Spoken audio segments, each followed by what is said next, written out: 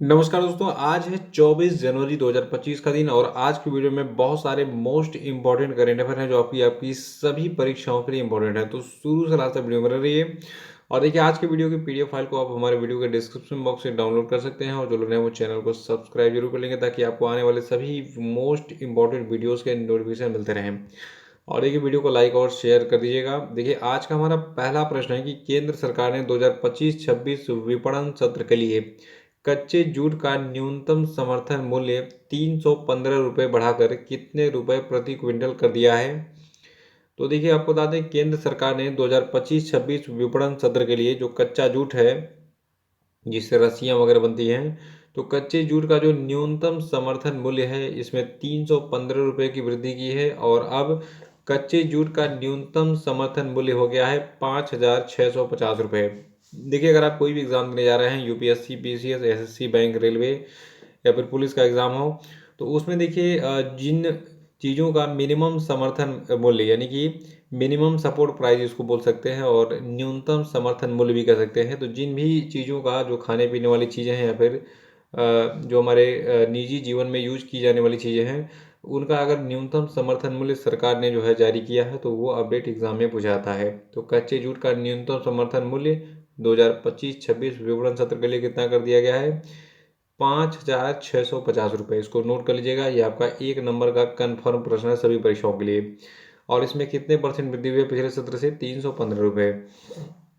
और पिछले सत्र की बात करें तो देखिए, कच्चे जूट के मूल्य में 2024-25 में 285 रुपये की वृद्धि हुई थी और उस समय मिनिमम सपोर्ट प्राइस यानी कि न्यूनतम समर्थन मूल्य था 5,335 रुपये। ठीक है, जो कि अब इस सत्र में 2025-26 के सत्र में इसमें 315 रुपये की वृद्धि हुई और अब ये कितना हो गया है? 5,650 रुपये प्रति क्विंटल। और अगला प्रश्न है कि हाल ही में सीमा सुरक्षा बल के अतिरिक्त महानिदेशक के रूप में किसको नियुक्त किया गया? देखिए, ये भी आपका एक नंबर का कंफर्म प्रश्न है सभी परीक्षाओं के लिए। देखिए, अभी हाल ही में महेश कुमार अग्रवाल को सीमा सुरक्षा बल के अतिरिक्त महानिदेशक के रूप में नियुक्त किया गया है। और जो महेश कुमार अग्रवाल हैं, ये तमिलनाडु कैडर के 1994 बैच के भारतीय पुलिस आईपीएस अधिकारी हैं। मतलब भारतीय पुलिस सेवा के अधिकारी हैं जिनको आईपीएस कहा जाता है अंग्रेजी में, यानी कि इंडियन पुलिस सर्विस। ठीक है, और देखिए, जो महेश कुमार अग्रवाल है इनका कार्यकाल 4 सालों तक हो सकता है या फिर जब भी वे पदभार ग्रहण करेंगे या फिर अगले आदेश तक, जो भी पहले हो। ठीक है, मतलब जब ये पदभार ग्रहण करेंगे उसके 4 साल तक उस तिथि से, या फिर सरकार जब भी इनको हटा दे, तो ये इनका कार्यकाल है महेश कुमार अग्रवाल का, यानी कि 4 सालों तक तो आप फ्री हैं। याद रखिए, महेश कुमार अग्रवाल सीमा सुरक्षा बल यानी बीएसएफ के अतिरिक्त महानिदेशक के रूप में अपॉइंट हो गए हैं। और अगला है, गणतंत्र दिवस 2025 के मुख्य अतिथि प्रभावो सुबियांतो किस देश के राष्ट्रपति हैं? देखिए, आज के जितने प्रश्न हैं मैं बता दूं आपको, बहुत ही सेलेक्टिव हैं, बहुत चुन चुन के मैंने जो है वीडियो बनाया है। देखिए, जितने भी चीफ गेस्ट होते हैं गणतंत्र दिवस पर या फिर स्वतंत्रता दिवस पर, उनका नाम समझ लीजिए एक नंबर का प्रश्न के रूप में जो है एग्जाम में पूछ लेता है। तो देखिए, इंडोनेशिया के जो राष्ट्रपति हैं प्रबाओ सुबियांतो, ये जो है गणतंत्र दिवस 2025 परेड के मुख्य अतिथि होंगे। इसको नोट कर लीजिए, ये आपका एक नंबर का कंफर्म प्रश्न है। देखिए, इस साल गणतंत्र दिवस 2025 के मुख्य अतिथि इंडोनेशिया के राष्ट्रपति प्रभाव सुबियांतो होंगे और ये भारत और इंडोनेशिया के बीच कूटनीतिक संबंधों के 75 वर्ष पूरे होने का एक महत्वपूर्ण अवसर है। देखिए, इंडोनेशिया के बारे में बात करें तो इंडोनेशिया की राजधानी क्या है?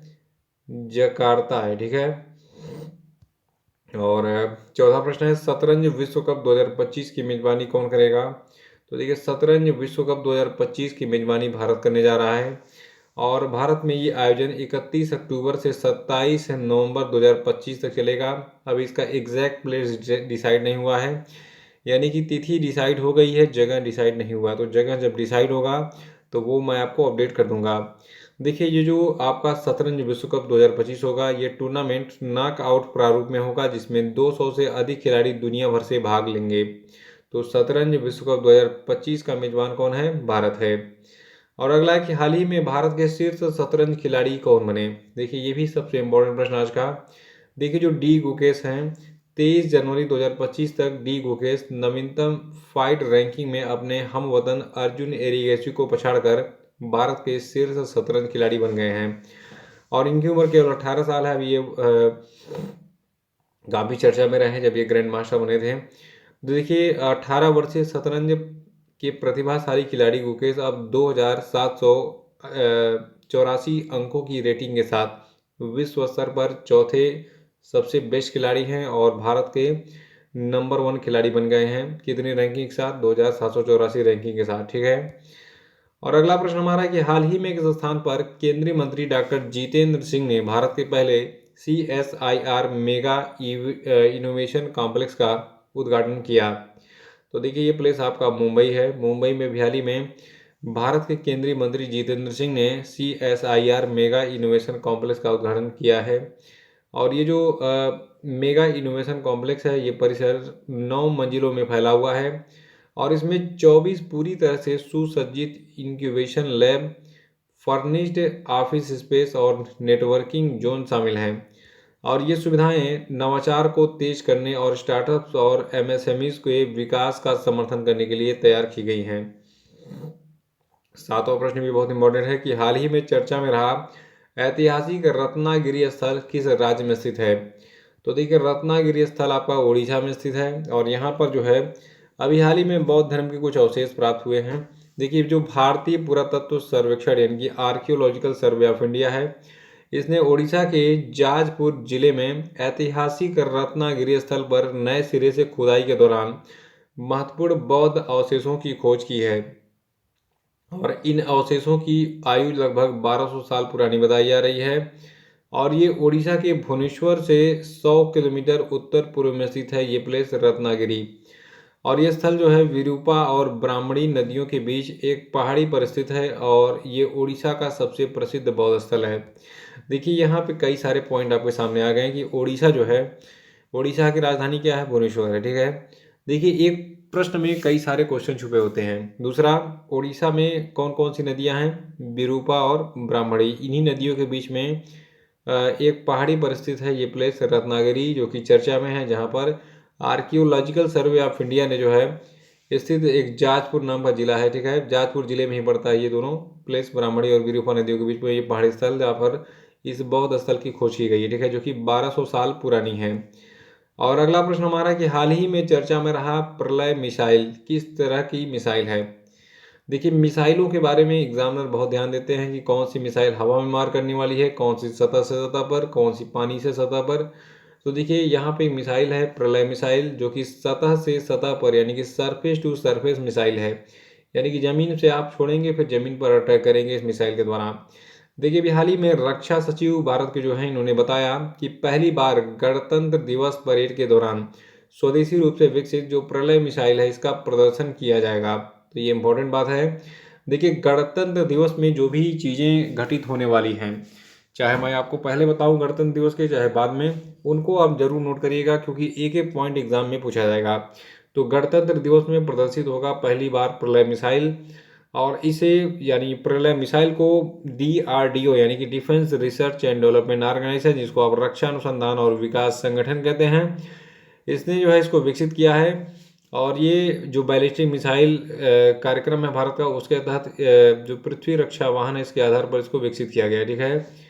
तो इसको वाहन पे ऐसे बांध लेते हैं और ऊपर से इसको छोड़ देते हैं जहाँ पर छोड़ना होता है। और अगला प्रश्न हमारा कि हाल ही में जनजातीय मामलों के मंत्रालय ने प्रधानमंत्री जनमन पर जिलाधिकारियों का राष्ट्रीय सम्मेलन कहाँ पर आयोजित किया? तो देखिए एक और सम्मेलन आ गया। ये सम्मेलन जो है भारत मंडपम नई दिल्ली में आयोजित किया गया था, जिसका नाम है प्रधानमंत्री जनमन पर जिलाधिकारियों यानी कि डिस्ट्रिक्ट मजिस्ट्रेटों का राष्ट्रीय सम्मेलन। देखिए इस सम्मेलन का उद्देश्य विशेष रूप से कमजोर जनजातीय समूहों के सामने आने वाली अनूठी चुनौतियों का समाधान करना और राष्ट्र के सामाजिक आर्थिक ताने बाने में उनके एकीकरण को बढ़ावा देना था। और 10वां प्रश्न है कि हाल ही में रक्षा मंत्रालय ने ब्रिज लेइंग टैंक के लिए किसके साथ समझौता किया है? तो देखिए जो भारत का रक्षा मंत्रालय इसने हाल ही में ब्रिज लेइंग टैंक के लिए हैवी व्हीकल्स फैक्ट्री के साथ जो है समझौता किया है। देखिए जो भारतीय रक्षा मंत्रालय है इसने हाल ही में चेन्नई के अवाडी में स्थित हैवी व्हीकल्स फैक्ट्री के साथ कुल 1561 करोड़ रुपए के मूल्य के एक महत्वपूर्ण अनुबंध पर हस्ताक्षर किया है। और देखिए 21 जनवरी 2025 को अंतिम रूप दिए गए इस अनुबंध का उद्देश्य भारतीय सेना के लिए 47 T-72 bridge laying tank BLT खरीदना है। तो ये थे आज के सारे महत्वपूर्ण करंट अफेयर्स। आप इनको नोट कर लीजिएगा, वीडियो को देख के रिवाइज करते रहिए, पुराने वीडियोस को देखे हुए भी रिवाइज करते रहिए। और आज शाम को मैं पूरे रिवीजन का वीडियो अपलोड करूंगा, जो कि 2024 का पूरा रिवीजन होगा, उसको जरूर देख लीजिएगा। और वीडियो को अधिक से अधिक शेयर करिए, लाइक करिए, क्योंकि देखिए सब्सक्राइबर की संख्या बढ़ेगी तभी मजा आएगा। क्योंकि देखिए एक शिक्षक के लिए उसका क्लासरूम भरा होना चाहिए, वही उसके लिए सबसे बड़ी बात है। तो अधिक से अधिक चैनल को सब्सक्राइब कराइए, आपके घर में जितने भी मोबाइल हैं सबसे चैनल को सब्सक्राइब कराइए और सारे पढ़ने वाले बच्चों को जोड़िए। Thank you.